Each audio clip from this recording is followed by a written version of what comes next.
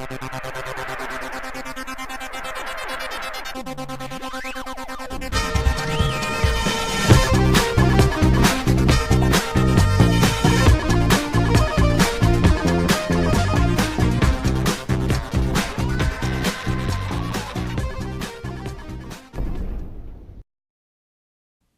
guys, welcome back. This is Matt Chat episode 360 featuring a review of the game Tyranny, the latest CRPG from Obsidian.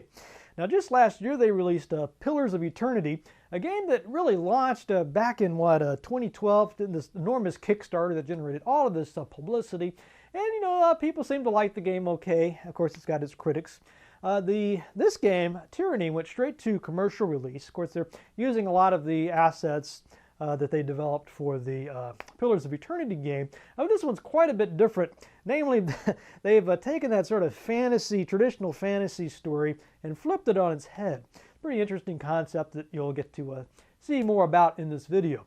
Now, I really like the story of the game. I like the characters. I'm a little concerned. I got a few issues with the combat system that I'll get into in this video. But overall, I really enjoyed the game. Have no regrets about buying it. Anyway, we've got a lot to cover here, so without further ado, here is Tyranny. And here we go, folks, with a look at Tyranny, the latest CRPG from our friends at Obsidian. Same team that brought out Pillars of Eternity just last year, after what was about a 3-year development cycle on that.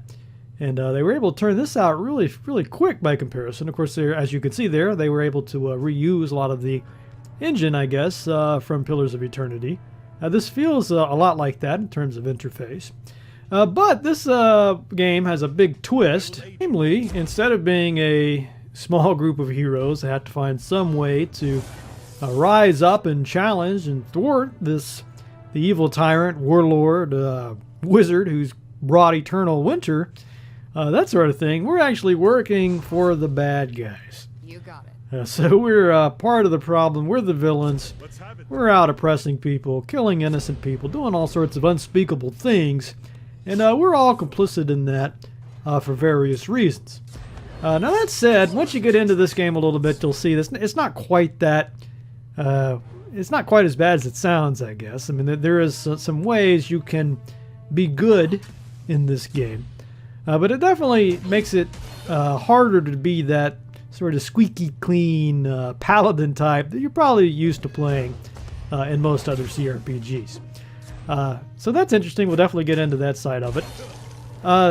It does have some critics. Some criticisms have been leveled against the combat system. It's real time with pause, just like with Pillars and Baldur's Gate and games going back a little further. And we'll get into my thoughts on that side of it too. I will say that you guys know that I prefer turn-based, so I'm always a little bit skeptical of a real-time with pause system, but we'll get into that. Anyway, there's a lot to cover here, so let's go ahead and create a character and start talking about some of these mechanics. And here we go, and you can see they, like most games of this sort, we have different options. There's the story mode, if you just really want no challenge. And this, usually I would make fun of somebody that would even consider choosing that option. But really for this game, for reasons we'll get into later, you might, I would actually forgive you for playing it in story mode. On the other hand, you could just basically sign up for suicide. This is expert mode. We'll see how long this lasts. Given the state of the combat engine in this game, I don't know how this would even be feasible. But, why not? We'll give it a chance. Oh, sorry, game just crashed to desktop. Back again. Let's see if we can get this going again. We'll try. And looks like it is frozen out again. Give me a message, something about it can't create a resolution. I don't know what's going on. I'll put the monitor in 1080 resolution and see if that helps. Alright, let's see. Got the monitor in 1080 now. Okay, didn't have this problem the first time I created a character. Not really sure what's going on. Hopefully it'll work this time. And yes, good.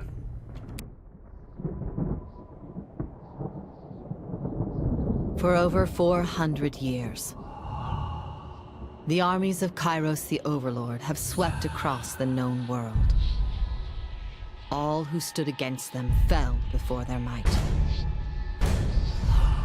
Even the Archons, women and men of immense power, were forced to kneel, chained to the Overlord's will.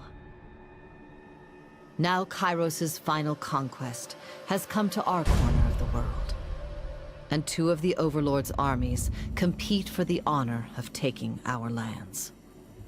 The elite disfavored, and the teeming horde of the Scarlet Chorus. The voices of Nerat, Spymaster and Archon of Secrets, guides the fierce and undisciplined masses of the Scarlet Chorus. With each battle, the Scarlet Chorus grows stronger, as the defeated are given a simple choice: serve or die. Graven Ash, Archon of War and the Overlord's most loyal general, leads the disfavored. Though small in number, Kairos' ironclad legion has never met true defeat in open battle. Watching over the two generals is Tunon, the Adjudicator, Archon of Justice, eldest of Kairos' minions. Tunon brings Kairos' laws to newly conquered lands, aided by the Fatebinders, judges and executioners of the Overlord's laws. You were among the youngest of the court of Fatebinders when Kairos' armies came to our lands. How could we have known that the fate of thousands would rest in your hands? It's a nice little animated sequence. It kind of reminds me of a little bit of, what was that, Fire and Ice? And here we go with our character creation screen. Got the characters pretty scantily clad. I guess I would prefer if they had their clothes on, personally, but I guess they're trying to give you a look at this body type. Some pretty interesting things going on in with women and men, I guess gender relations in this world. You can see there that men can own ships, but real estate is restricted to women, so I wonder who can own a houseboat. This is, I noticed a few threads already on the nets about the social justice warrior side of this game, and people comparing it already to Siege of Dragonspear. It's like, here we go again.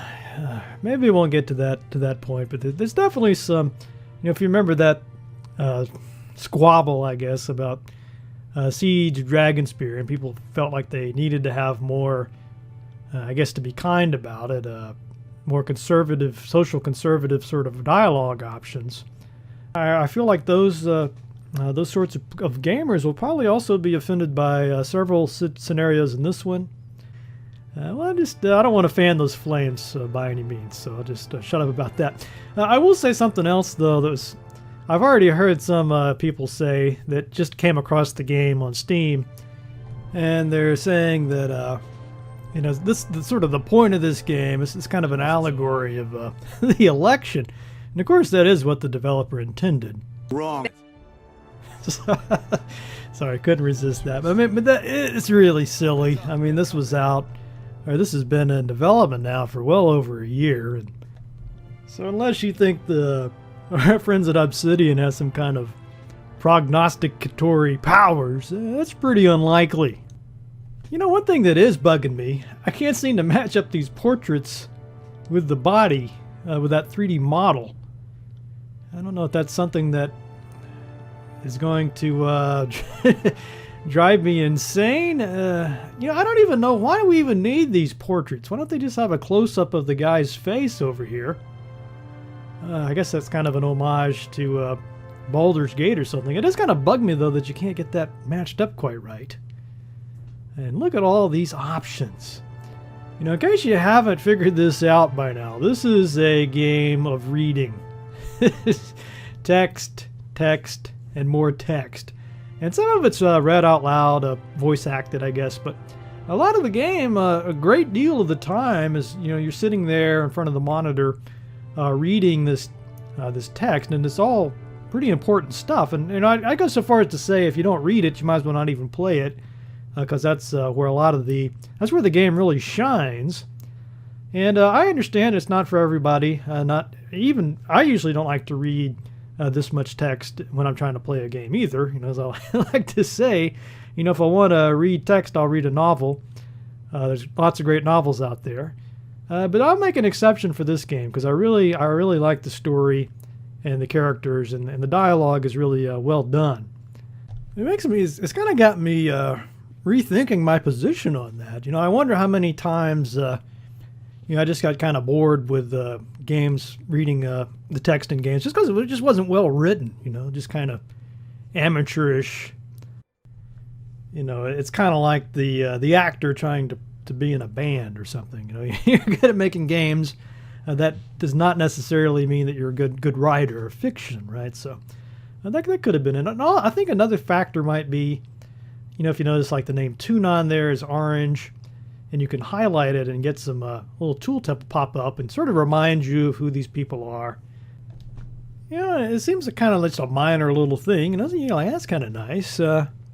But more I thought about it, that's actually a really nice thing to have, because a lot of the trouble I have with games like this that do sort of dump so much lore at you is you'll quickly, unless you got some kind of super memory or something, you'll quickly forget all these names and place names, and then you just kind of get lost, and then finally just not really even care about the text that you just keep coming across.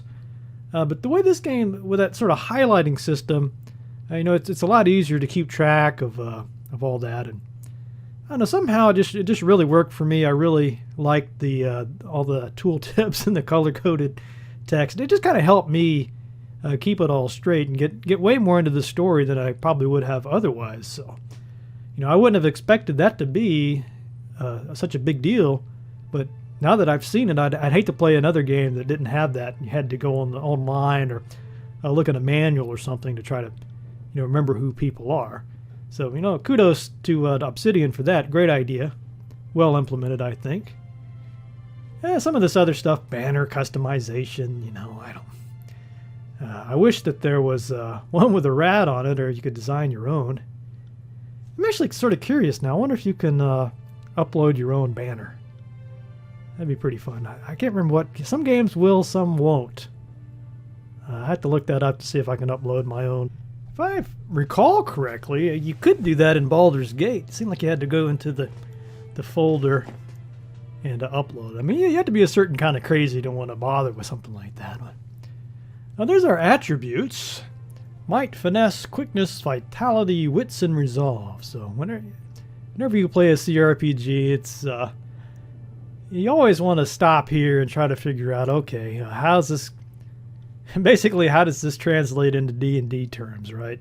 Strength, dexterity, constitution, yada yada.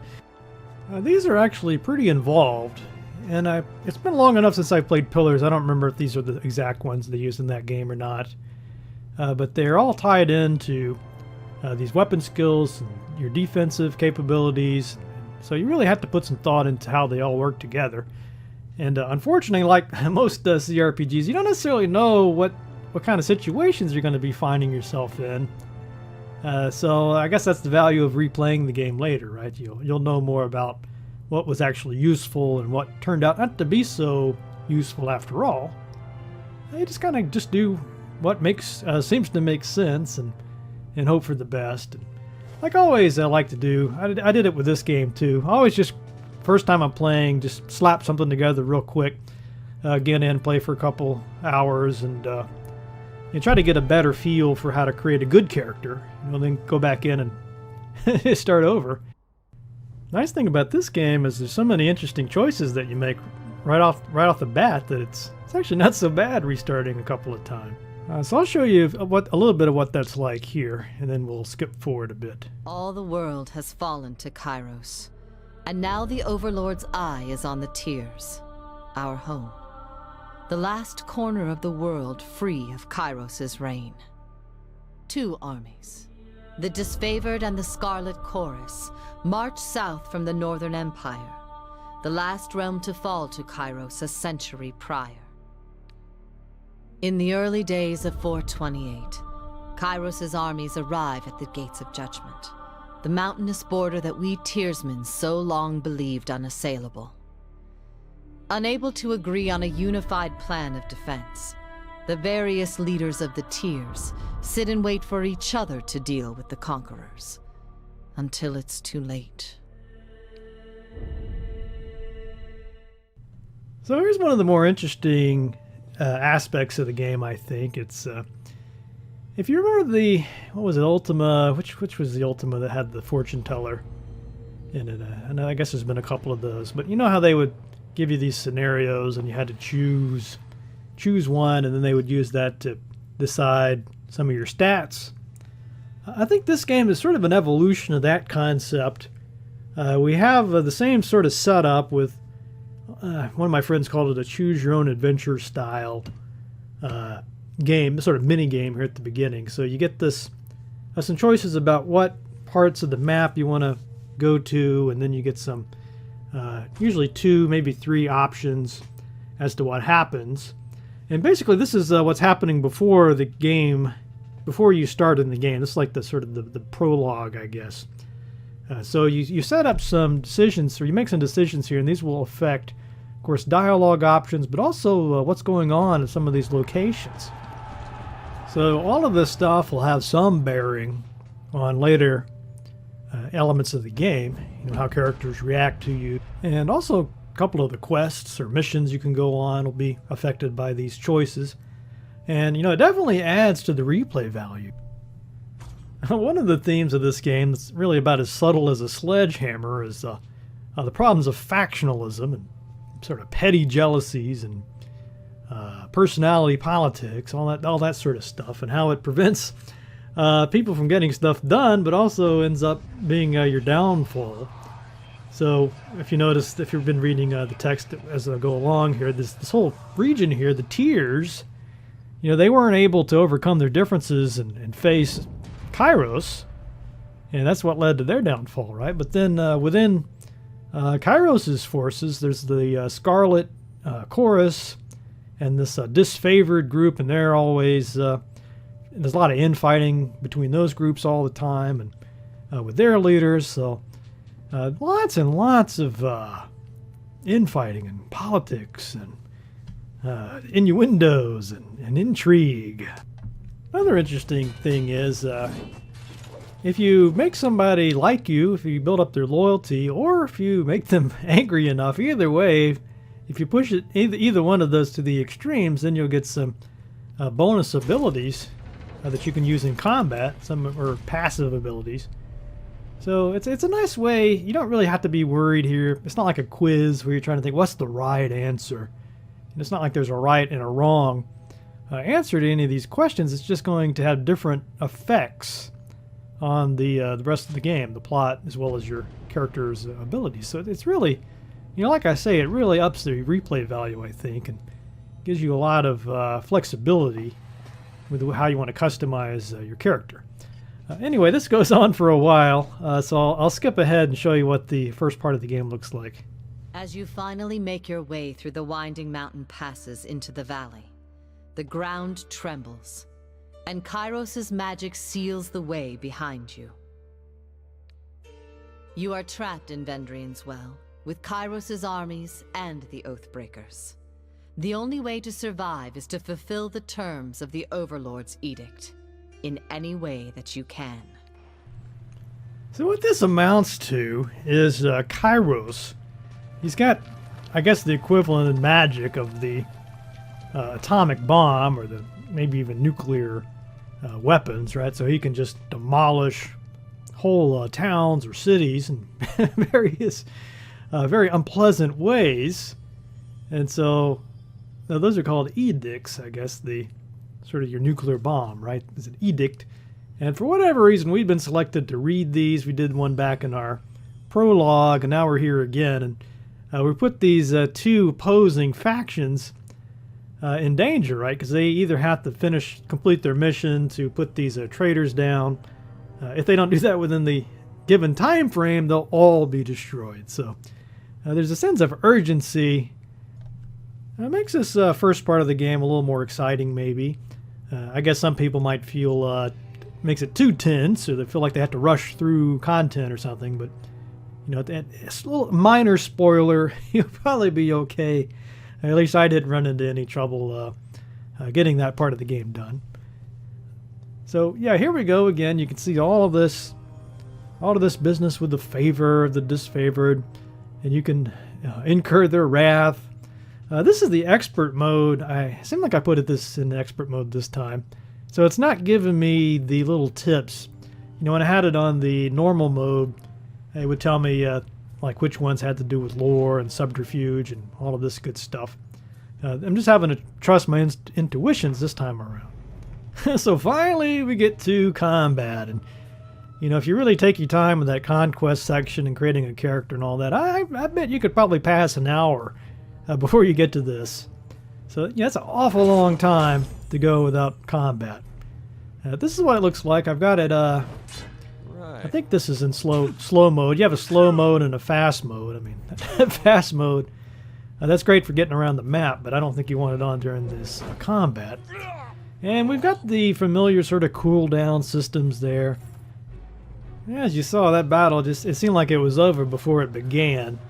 There's a couple battles I got into that lasted longer than that, but you know, even if you put it in the slow mode, it just seems like these battles are over in seconds.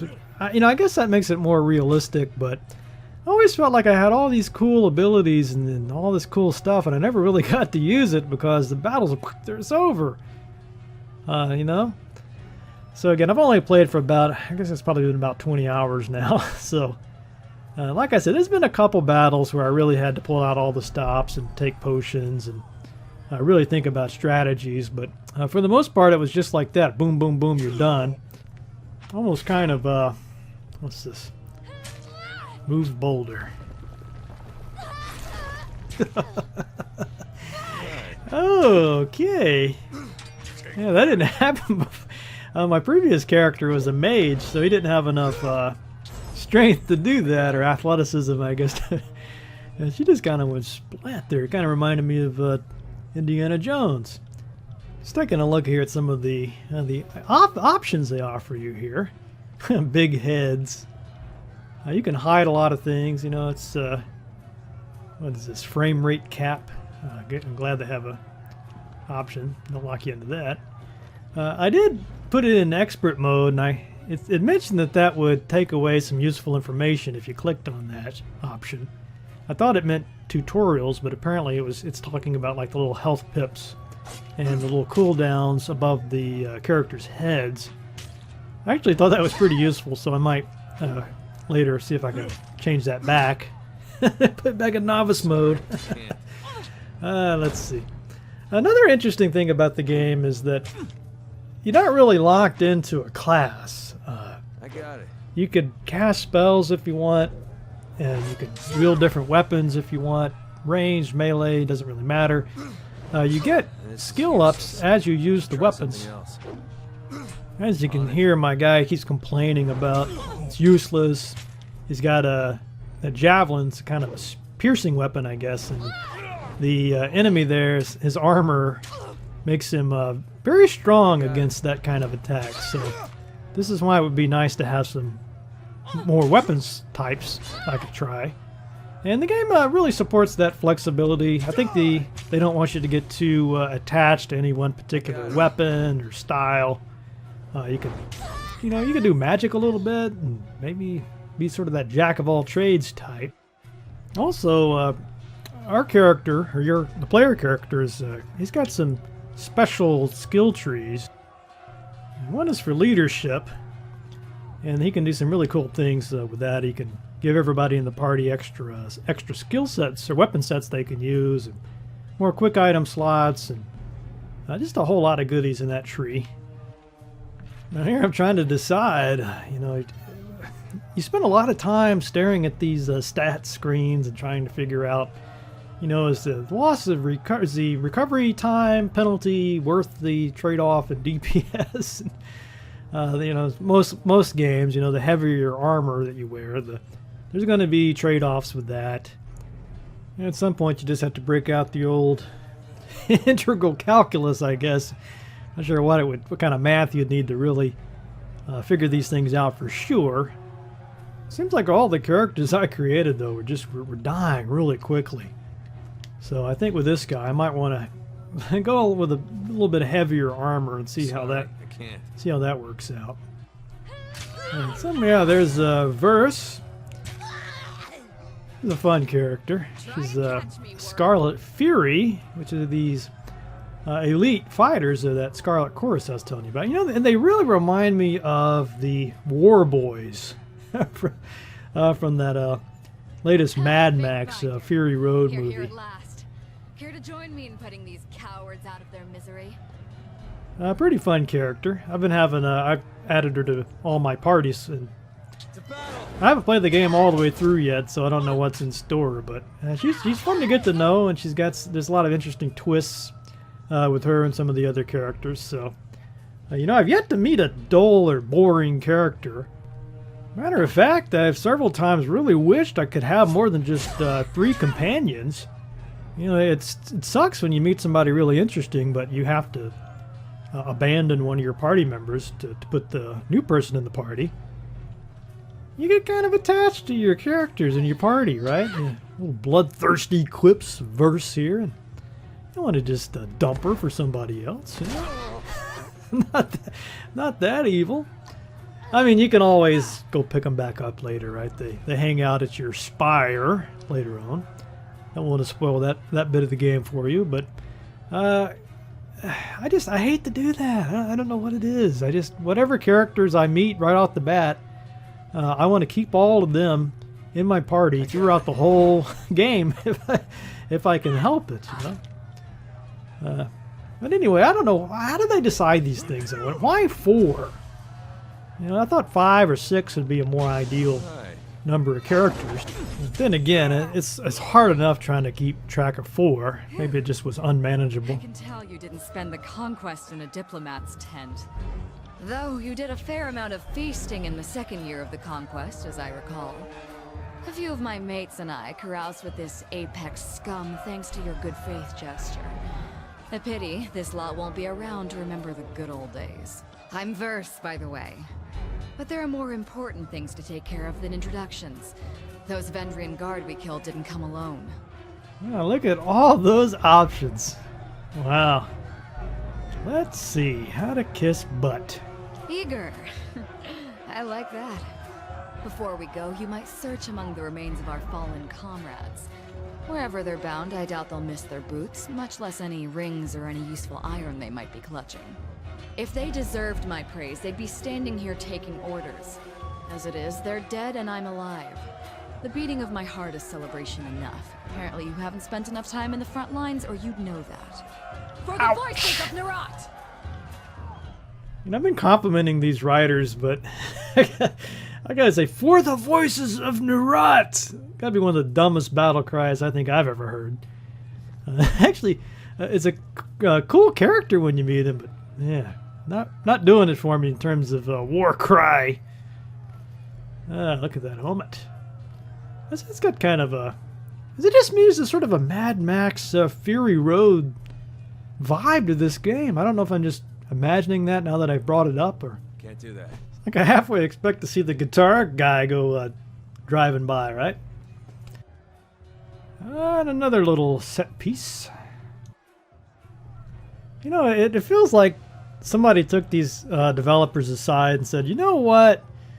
Every 20 to 30 seconds, you need to stop the player and present a massive dialogue with 6 or 7 choices, each one of which ties back in somehow to this overarching grand narrative, and no matter what you do, it's going to make a significant impact on the whole rest of the game. We really want the player to read carefully and really sweat every 20 to 30 seconds.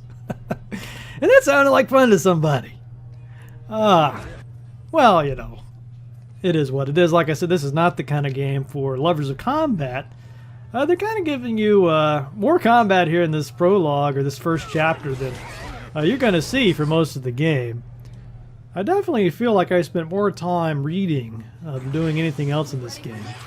Which is kind of a shame because, like I said, they give you all these cool abilities and all this cool stuff. It seems like it'd be a lot of fun if they ever just let you fight, right?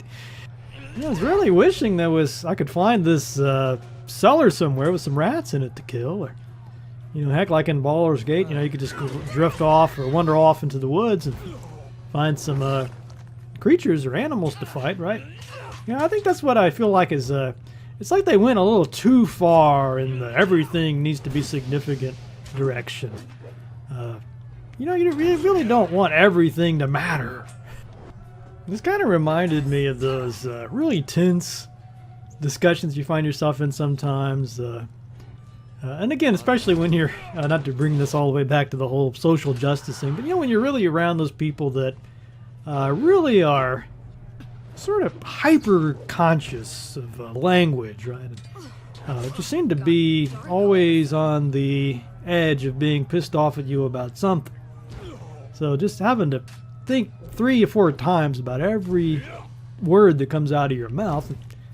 This is sort of what this game can feel like at times, where you don't know what to say. You got to say something, and you're pretty sure it's going to get you into trouble one way or the other. It definitely makes the game more involving, I guess, because you're definitely not skipping through dialogue without reading it. That'll get you. I mean, you couldn't play the game that way. You really do have to sit down and think about everything. So it's, I can see how that would just really have a strong appeal to certain types of gamers.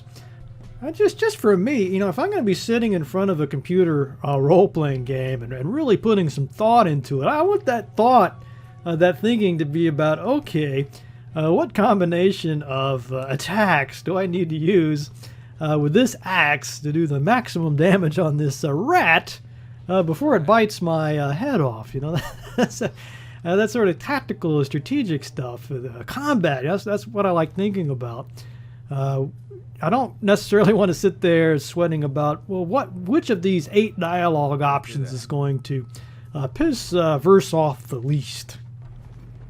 On the one hand, it's great to have these really well-developed characters, very nuanced dialogue options. Sure, I get it, but maybe there's a line that you can cross where you're doing that too much, and it's just kind of overload with the character and the dialogue options, right? I was just kind of thinking, I'm not sure at what point CRPGs or role-playing games in general, I guess, sort of took this turn towards the social. Can I call it that, sort of a social turn? I mean, you look up a game like Baldur's Gate, and one of the first things you do is literally go into a cellar and kill some rats. And I don't remember anybody really objecting to that back then. It was good fun, and it was a fun way to start the game off, sort of set the tone. And it seems like that idea now, just people would mock that game and not want to play it, and they wouldn't buy it. They demand all of this social stuff. I guess thinking back, it seemed like it must have been BioWare's. I guess right around the Knights of the Old Republic, somewhere in that era, I noticed that it got more and more involved with characters and the relationships between the characters, and the lore got to be a bigger deal, and all these sort of grand stories and your character's role in this big narrative, and that sort of stuff sort of became the focus for gamers and the developers. And it seemed like the parts that I liked the best, which was killing those rats, that got to be just kind of a minor and increasingly minor thing. And it kind of worries me if this trajectory continues. Maybe there'll be games where there's just no combat. Would it be fair to say that we're moving from the space opera to the soap opera? Ooh, this must be how fans of sort of old school wrestling must have felt when they really started to get carried away with the kayfabe. The WCW, and you started to get really outrageous, basically actors up there. and the actual wrestling got to be just kind of a joke. You know, I don't think we're quite there yet, at least not with this game. And fortunately, of course, you know, there's always indie CRPGs you can play, but you're really starting to see more and more these days. Like, I'm having to go to these indie developers and games like Dungeon Rats to get my fix, and you've got something that looks a lot like Baldur's Gate, you know, maybe this or Siege of Dragonspear, and once you get in there and start playing it, it just doesn't feel right, you know? It's not that it's bad or it's not fun or anything, it's just not that experience you probably were looking for. I think it says a lot, actually, that a game like this would even have a story mode, which, you know, when you put that in there, you know, what are you really saying about the game, right? I mean, are you saying that you're so proud of this story and you're so you're marginalizing the combat to the point where you don't even need it? You could just click through it. You know, I've got a problem with that. I don't like that. You know, I have to apologize. I feel like my review is really becoming more of a rant about the state of CRPGs or something, so my apologies for that. Anyway, let's skip forward and I'll show you this later game. Alright, so here's, I think these characters are getting close to level 10. They're level 9 there. And you can see I've got plenty more abilities to choose from now. One thing I do like about this game system, I love the magic spells. The way they set that up, you have a lot of flexibility in the creation of your spells, and then the decision is you've only got so many spell slots. So you can actually put in variations of the same spell into different slots, and that way cast them more frequently in combat. I also think it's neat how you can have different areas. Like this is I like these cone spells. I don't usually use the spells like Cone of Cold and all of that in most games, but I found it worked really well in this one. I guess just because the way the ranges are worked out here, you always seem close enough to the enemies to really use these sorts of spells. You also have more traditional area of effect spells. Again, this is on here. This is a normal mode, so I don't know if the harder modes have friendly fire or not. That would be a pain. Also, you notice since I turned off that expert mode, I got all these little icons above their heads. I can see how much damage they're doing or healing, I guess. And you can also see the little cooldowns right above their heads of their current action.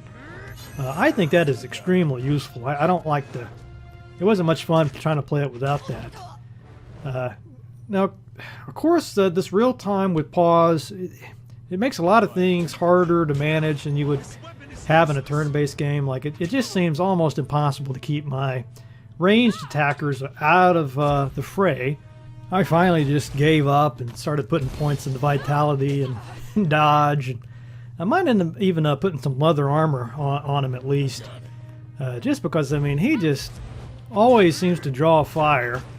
And I do have the tank there with taunt on and use the AI for protector mode and all that stuff. Doesn't really seem to help all that much. Maybe it is helping. If so, man, I'd hate to not have him in the party, let me tell you. I always hate to have to look at guides and walkthroughs and stuff like that to make progress in the game, and I haven't gotten to that point yet. But I did look at some reviews of the game before I started making this video, and I noticed that a lot of people were complaining about the combat too, a little bit too chaotic, and they didn't like the AI. You can turn off the AI, but at that point all your characters would just be using their default attack, and you'll have to go in every time and click on their abilities and queue them up and make sure that the enemy is still there, that they're supposed to be using the ability on. It gets pretty complicated and super tedious really fast. So unfortunately, you're kind of got the worst of both worlds here. Really, I think for real-time with pause to work well, you either need to have a very simple interface, so you don't really have that many abilities, that many cooldowns. You keep that very manageable, and then you can kind of work around a bad AI, right? So you either want sort of simplicity, not so many options, or you can have those options, but then you really need a sophisticated AI, something you can really get in there and fine-tune it, or that's even better is just smart enough not to do stupid things, right? Unfortunately, you know, it's easy to say it needs better AI. If you've ever tried to develop a game, and I've just sort of dabbled a little bit, but I mean, I quickly realized just how challenging the AI part of a game is. I mean, I just from my limited experience with game development, a really sophisticated AI is way more impressive than a sophisticated graphics or great music or any of that stuff, right? Because to get that AI, that's like where you really have to have those basically genius level logical skills, sort of thinking skills, and on top of that, the coding expertise that you need to actually implement those ideas. So, yeah, it's you know, I don't blame a game for not doing it well, but again, I think if you're not going to have that AI, if you know it's not really all that great AI, you really ought to cut back on the number of abilities and talents and features and all this stuff that's making life hard for that AI, and also hard for a player that's in there trying to micromanage it and work around an AI. And the idea that, well, that's why we put the story mode in there, you know, that's just frankly lame. So I think that if I have one really big beef with this game, I don't like the combat interface. I mean, it's not the most horrible thing I've ever seen. It's not unplayable, and I'm not exaggerating this, but it's just, you know, it's something that I think should really have been a core part of the experience, and for whatever reason, it just doesn't seem to have been a high priority for this game and the design of this. I mean, they certainly had an excellent team of writers, and I've already mentioned some quotations and some dialogue that would be better than, really, frankly, better than a lot of movies I've seen and novels I've read. So definitely not saying that they're not talented writers. I guess this is what I'm saying. I wish that the people they had working on their combat engine and the sort of set piece battles and all of that, I wish they were at the same level as the writers of the game and the people that came up with all this story stuff, because then you'd have a masterpiece. Now, as it is, I think it's kind of like I said at the beginning of this review, it's kind of a flawed gem to me, because you do have such a great story and really wonderful characters. I mean, the guy with the armor, I don't want to spoil anything for you because it's just too much fun learning about these characters. You know, I can excuse a lot of I guess those flaws just because I enjoy the story so much. But man, you know, what a missed opportunity.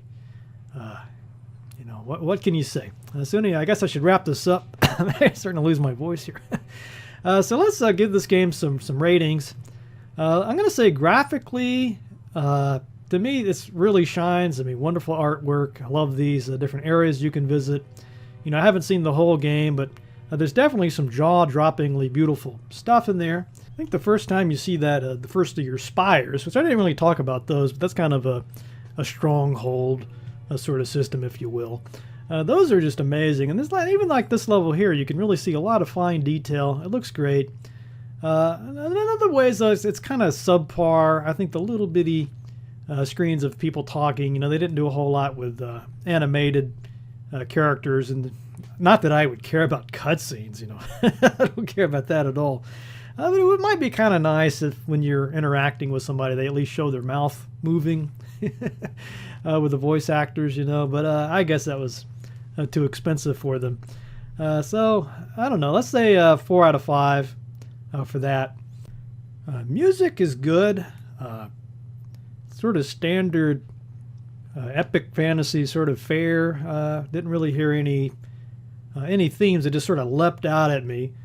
Again, that's kind of a hard thing. It's so subjective.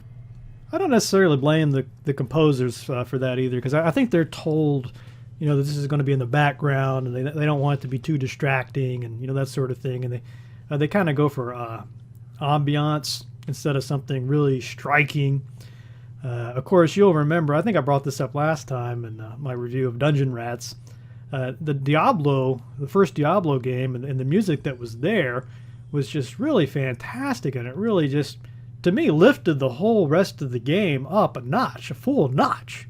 I was just actually reading a movie reviewer named James Berardinelli. He's got a Real Views website.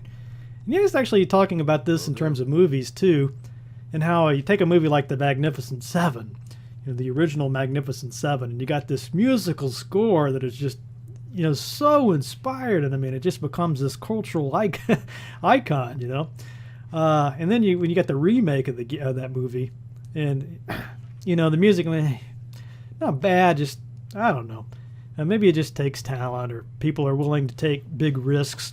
And I've often talked about him, but the Fat Man, George Sanger, if you listen to his stuff, maybe you like it, maybe you don't, but you can't say he doesn't take risks. He's always trying to do something musically that's interesting, and it's not just in the background, right? But really, either makes or breaks, I guess, is the danger, right? But anyway, enough about that. Now, in terms of story, characters, all of that good stuff, that I think is unquestionably a 5 out of 5. Really well-written dialogue. Really interesting story. I usually don't care at all about the lore of these games. That to me is something that comes later, right? If you love a game so much that you're willing to play through it 2 or 3 times, at some point you begin to want to know more about that game world and so on and so forth. I don't want to just jump right into the minutia of a fictional world right off the bat.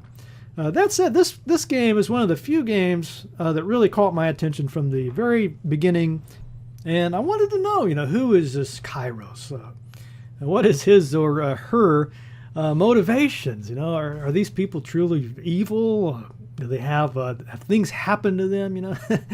It's just really fun to think about, and there's very little here that's uninteresting. Even a little mercenary band that you meet later turns out to have a lot of history and a pretty interesting relationship with the town that they're guarding, and so on and so forth. So, I mean, they just really went above and beyond in terms of story. In terms of gameplay, that I think is really where the game is pretty weak. The combat, it looks like it should be fun, but something just doesn't quite work about it. It's a little too frantic somehow, and it just feels a little too loose. I really, really wish there was a option to turn on turn-based mode. I would turn it on in a heartbeat and leave it on. Unfortunately, though, there's not. So I'm going to have to go pretty low on this one, I'm afraid. I might go 2 out of 5 on the gameplay. Some great ideas. I like the spell creation system. The spires are interesting. I like the inventory size. They don't burden you with a lot of stupid things like that.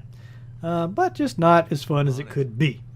Now, all in all, I'm going to go 3 out of 5 on this game. Definitely worth checking out. I don't know if I would pay $44 for it. It sort of feels more like a really good value for $30. I'll put it that way. It's on GOG.com. They got various editions. I looked at some of these other higher price tiers, and it just seemed mostly to be digital stuff, soundtrack, and so on. Didn't really think it was worth the extra $10 or $20 for those. $45, I don't know. I don't feel like I don't feel ripped off or anything. I'm happy. I would have bought this game if it was $60, and still been satisfied with it. It's still, even with these flaws I pointed out here, it's still a lot better than almost any other CRPG out there. So anyway, there you have it, folks. I'll put links to the game on GOG. I prefer, if you're going to buy it and you want to support the show, get it from GOG. If you use the link in the show notes, a little kickback will come my way. Won't cost you anything extra, but supports the show. It's pretty nice of you to do that, and I thank you. Or you could just buy it on Steam. It's the same price either way. And as always, I really like to hear your thoughts on it. Do you agree with my points? Do you think I'm just way off base?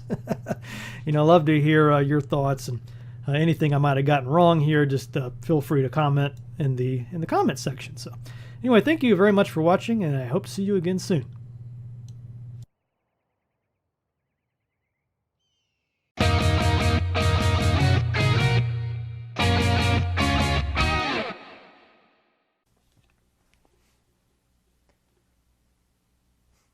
And that's all for this week's episode. Hope you guys enjoyed that.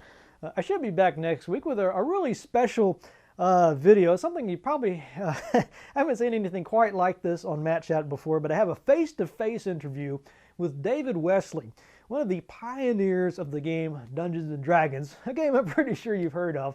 Anyway, he's got a really fascinating take on those early days, who really deserves the credit for the game. And he also talks a lot about Coleco. He's one of the sort of founding people with the ColecoVision and the Coleco Atom. So no, you guys won't stay tuned for that, so stay tuned. As always, I want to thank you very, very much for your support of this show. Really means a lot to me, guys. You have no idea. Remember, if you would like to support the show, you could do that in a number of ways. One is to go to that link in the show notes to the Patreon site. All I ask is $1 a show. I keep these episodes coming. I think you can afford that, hopefully. Otherwise, if you want to get a copy of Tyranny, or Pillars of Eternity for that matter, go to the link in the show notes to the GOG, that's Good Old Games site. You can buy those games from there, and at no additional cost to you, they'll actually support the show, give me a little kickback, as it were. So either one of those things are really appreciated by me. Of course, you can also just tell people about the show on Facebook, Twitter, or whatever you use to communicate. I see all that stuff, and I really, really appreciate it, so thank you. All right, what about that news from the Matt Cave?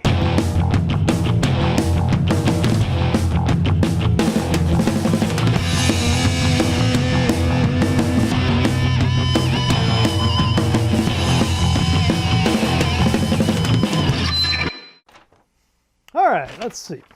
First up, our good friend Stig wrote in. This is about Ultimate General Civil War. Really good news for anybody who happens to be a Civil War buff. I don't know, some of you guys fit that description quite nicely. This is a tactical war game. It's got a campaign that with 50-plus battles, from small engagements to massive battles that can last days over hundreds of square miles. Now, it's got a campaign that depends on player actions and battle results, but you can also play the historical battles. $29.99 on Steam, so go check that out if you're interested in the Civil War, or perhaps just in strategy games. And now, the second item is a much smaller project. This is Path of Scion by DigiPig Studio out of Frankfurt, Germany. I saw this, I think it was on Indie RPGs. I was taking a look at this game. So they're calling this a classic story-oriented dark fantasy RPG with the management aspect. They're making it with Unity. They seem like a pretty good group of guys here, so go check that out. See if you think it's worth the buck. I definitely think it is. And then finally we've got, this is Michael Thomason wrote in about this. This is a book. I know you know, after you guys have read Vintage Games 2.0 and Vintage Games Consoles, check this book out. This is Bizarre Games, Video Games That Crossed the Line. And he says, it pokes fun at the video game industry, an entertainment business that often takes itself much too seriously. Amen to that, Michael. This book is a hilarious look at the odd side of the industry, from games outside of the norm to bad art and outlandish dialogue, unfortunate headlines, marketing fiascos, and publicity stunts gone awry. It looks really great. I think you guys are really get a kick out of this. You can get a interactive preview at blurb.com. I'll put the link to that in the show notes. And you can also get a autographed copy if you go to gooddealgames.com. Just look for the link there to the book, Downright Bizarre Games. Looks great. Let me know what you think. All right. What about that ale of the week? All right, so this week I've got a little number called the Lagunitas Stupid Wit. I think it's, it's like wheat beer, but I'm guessing because they call it stupid, it should be stupid wit, but what do I know? This is obviously a wheat-style beer. It's out of California and Chicago, Illinois, so I guess they have two different breweries. Life is uncertain, don't sip. Okay, lots and lots of text all over the bottle. I was trying to read some of it, but I think it's just kind of gibberish to be kind of humorous. Little clips of sayings that are twisted a little bit. I don't want to spoil that for you. If you ever track this down, I think you might have fun trying to work out what it all means. The bard said that it's better to be a witty fool than a foolish wit. True dat. That's the truth. This is a limited release. Let's see if it says anything about the beer itself. Ingredients: malt, hops, yeast, and water. Wasn't that a surprise? Oh, there we go. Alcohol, 6.3%. So not bad. About a medium strength beer, I guess. Anyway, I saw this sitting around, like the name, thought I'd give it a try. So let's get this stupid wit open and see what it's all about. All right, so I got some of this Lagunitas stupid wheat or wit wheat beer here in the rather excellent drinking horn.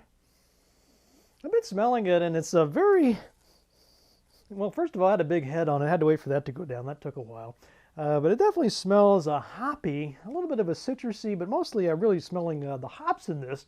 It smells really nice, but I don't really smell that, you think, I guess sort of most people's go-to wheat beer would be, say, a Blue Moon. And, that doesn't smell like just a regular beer, right? You smell that sort of wheat brew method or whatever it is in there. It gives it a distinctive aroma.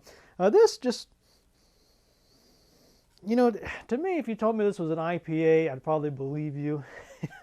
I smell hops, a little bit of a sweet, citrusy aroma there. It smells good, just not quite what I would be expecting of a wheat beer, but let's give it a taste.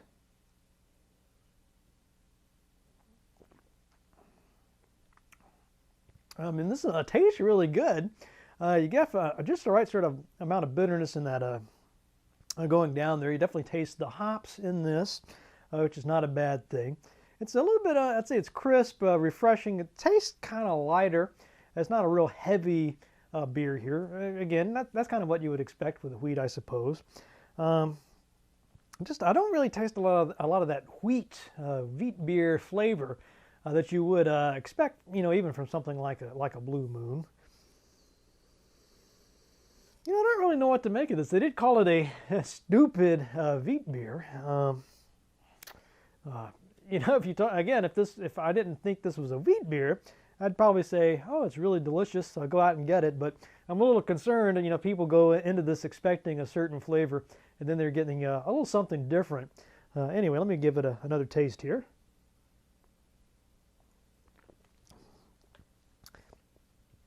What can I say about this one? It tastes good. It just doesn't really, to me, taste like a wheat beer should. This tastes more like a pale ale, or maybe even an IPA. Somewhere in between those two.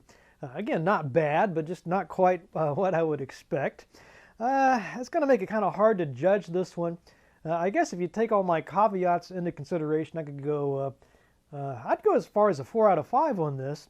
But, if you're going into this again expecting something very wheat beerish, then I'm going to have to maybe go a 3 out of 5 on there. So very hard to rank this one. But I guess just, not thinking about anything else other than taste, I would go a 4 out of 5 on it. So anyway, there you have the Lagunitas Stupid Wheat. Good tasting, just not as wheaty as you might expect. So let's wrap this up with a quotation. I was looking for quotes about tyranny, and I found this one from the philosopher Bertrand Russell. I really thought this was a great quote. I think you will too. It goes something like this. One should respect public opinion insofar as is necessary to avoid starvation and keep out of prison. But anything that goes beyond this is voluntary submission to an unnecessary tyranny. See you guys next week.